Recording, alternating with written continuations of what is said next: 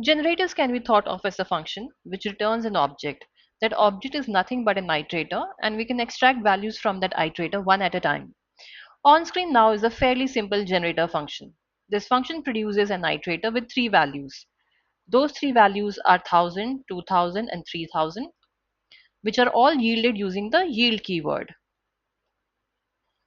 So we can say that any function which is defined using the regular keyword def and carrying a yield statement can also be called or can also be identified as a generator function. Now let's see how do we invoke this generator function and how can we iterate over the values yielded by the generator function. Okay, so as we can see here on the screen that my generator is now assigned to a variable called vargen, and vargen would actually hold the values. Vargen will hold the values of the iterator returned by the my generator function, right? So vargen will basically behave as an iterator, and the way to access the values of this iterator is by invoking next. Okay, invoking next will actually transfer the control back to the generator, and execution will pick up from where it had left off the last time. Since it was the first time we called next, the execution will start from the beginning and will print the first value. So let's try to run this code, and once this is invoked, now let's try running the next statement. So as you can see, the execution began from the very start of this function definition. So it has printed the value 1, and then it also returned the value, displayed the value returned by the yield statement, the first yield statement, which is 1000. Right? Once it encounters the yield statement, generator will return the value but will remember where it has stopped, so that when the next time it is called, it executes the code from where it has stopped. Hence in the screen when we run this the second time, we invoke the second next method the second time, we see the next print statement because it started printing from the point where it had last yielded the value, right? So last yielded value was 1000, and therefore the printing will the code execution will begin from the next very statement, which is this print statement, displaying the value 2, right?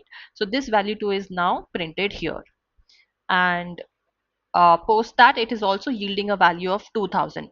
But after it has yielded and returned the value of 2000, the code will not execute further until we invoke the next again, right? So let's try doing it one more time, and we see there is a value of 3 getting printed, and it has yielded the value 3000.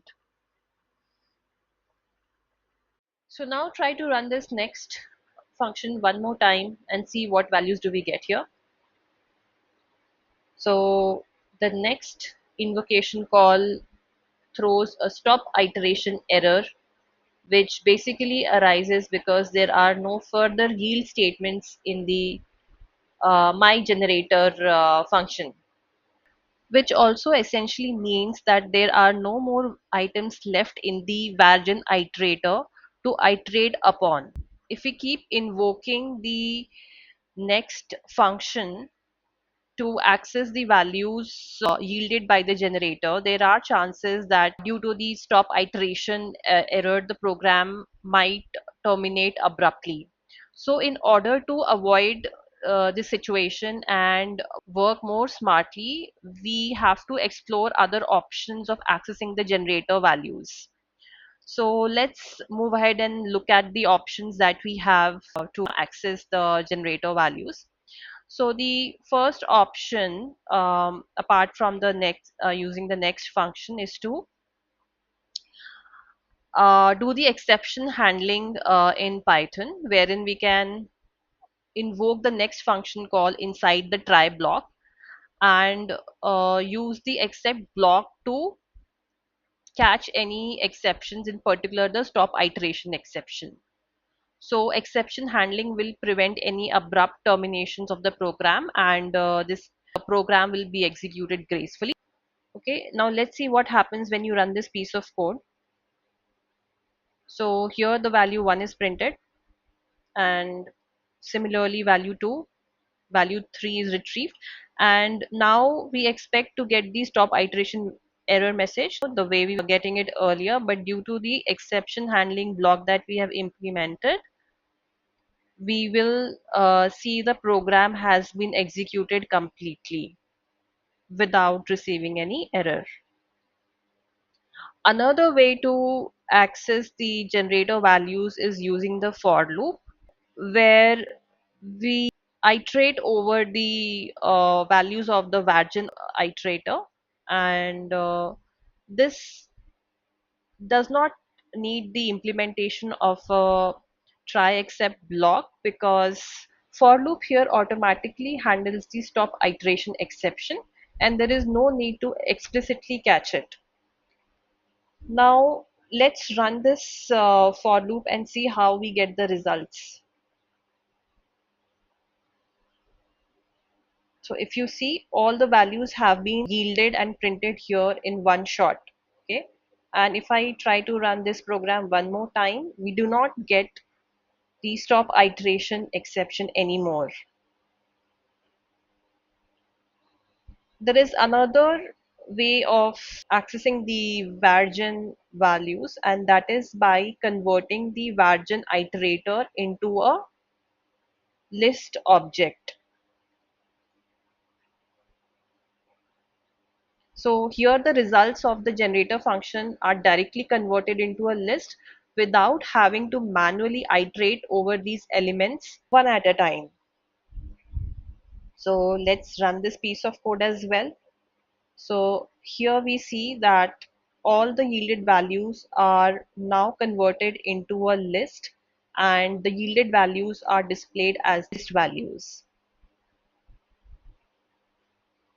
So here we conclude that whether you use a for loop on generator values or invoke the next function or use typecasting, make sure to employ the method that best fits your specific use case, right? So out of all these four options that we discussed, it totally depends on the business use case wherein you want to use your judgment and use the right way of calling the generator values.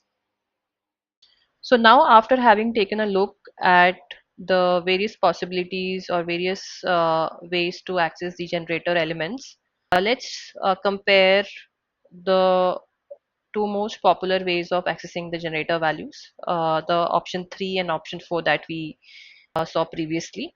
So for this, I have defined my generator function, which yields the first 10,000 whole numbers, and then I have defined a function called option 3, which invokes the myGenerator function and iterates over the values of the iterator, which is nothing but the vargen, and then prints those values. Okay, and then in option 4 function, I'm again invoking the generator function and converting the iterator directly into a list object, and then I'm printing the list. So to see which of these functions are or which of the approaches are most effective in terms of memory utilization, we will use this library and try to use this get size of function, which will give us the memory occupied by each of these functions, right? So I have next printed the memory option 3, which is the size of the option 3 function, and then memory option 4, which is nothing but the size of the option 4 function. Now if I run this method, I will first get the yielded values for the for loop, because we had added a print statement here. So it is going to print all the values up till 10,000, and then the option 4 is printing the values in the form of a list. So you can see here the output is the yielded values in the form of list. Okay, so 10,000 values will get printed in form of list, and then lastly we are getting the memory size occupied by each of the functions, option 3 and option 4, and in this case both of them are equal.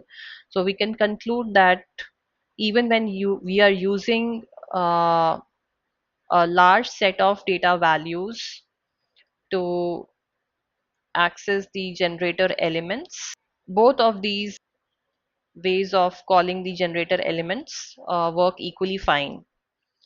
So now let's move ahead and see another important difference in how the generator function yields the values and how we process these values using a traditional data structure such as a list. So I have created two functions. One is generate sequence generator, which accepts an input parameter cap, which will be setting which we will be initializing down below. See, like just like here I have set the cap values to 10,000, and inside this generator function we are just using the for method to iterate over the range of values and then return or yield that value, right? So we expect 10,000 values to be returned by this generator function. In the second function call, which is generate sequence traditional, we create an empty list and then we iterate over the 10,000 values, and then we populate that list with those values iteration over iteration, and then we finally return that list. Okay, so in the second function we are basically using a traditional data structure called list. Then when we invoke the sys method get size of, and we try to print the memory occupied by these two functions, we see that the memory usage for the generator function is just 208 bytes, and memory usage for the generate sequence traditional function is much more than what is used by the generator function. So we realize that generator functions are more useful, efficient when it comes to accessing the values, because unlike the traditional data structures, generators use lazy evaluation, producing elements one at a time or as needed. So this basically minimizes the memory usage, making them ideal for large data sets or infinite sequences. So here we would end this demo on generators in Python. I hope to see you in the next session very soon. Thank you.